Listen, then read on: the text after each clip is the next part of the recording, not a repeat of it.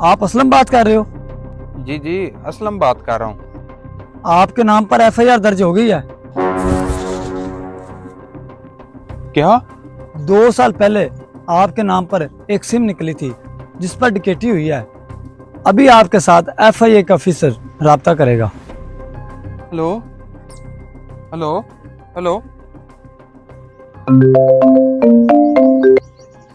Hello. हम FIA से बात कर रहे हैं। आपके नाम पर एक नंबर था जिससे डकैती हुई है। और सर, ये नंबर मेरे नाम पे नहीं है और ना ही मैंने इसे इस्तेमाल किया है। ओए, हम पागल हैं जो आपसे बात कर रहे हैं? हमारे पास आपका सारा डाटा है। ये सिम आपके नाम थी। ठीक है सर, आप ना मुझे इस एफआईआर की कॉपी अभी सेंड करें, मैं देखता हूँ। आपके पास है सिर्फ 2 घंटे हमारे दफ्तर पहुंचे, वरना आपके खिलाफ सख्त कार्रवाई होगी। सर, मैं 2 घंटे में इस्लामाबाद कैसे पहुंच सकता हूँ? आप मुझे कॉपी सेंड कर दें, मैं देख लेता हूँ। Hello hello.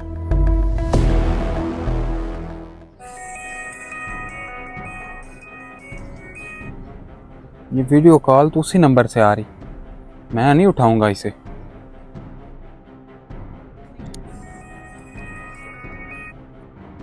आप हमारी वीडियो कॉल क्यों नहीं सुन रहे? हमने आपका चेहरा चेक करना था। सर, मैं तब तक वीडियो कॉल नहीं उठाऊंगा जब तक आप मुझे एफआईआर की कॉपी नहीं सेंड करेंगे। ठीक है, मैं आपको एफआईआर की कॉपी सेंड कर रहा हूँ, लेकिन आपने मुझे एफआईआर का नंबर अभी सेंड करना है।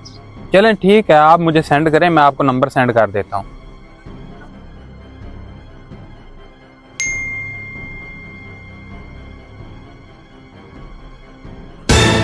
ये क्या?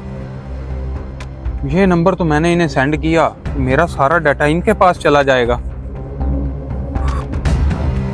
ओए, तुम लोग मेरा डाटा चुराना चाहते हो? मैं अभी लगाता हूं तुम्हारा हिसाब। असलम, ये तो फ्रॉडिये थे, तो तुझे तो अल्लाह ने बचा लिया है। असल एफआईए वाले कभी भी वीडियो कॉल से चेहरा या मैसेज पर कोई डाटा नहीं मांगते।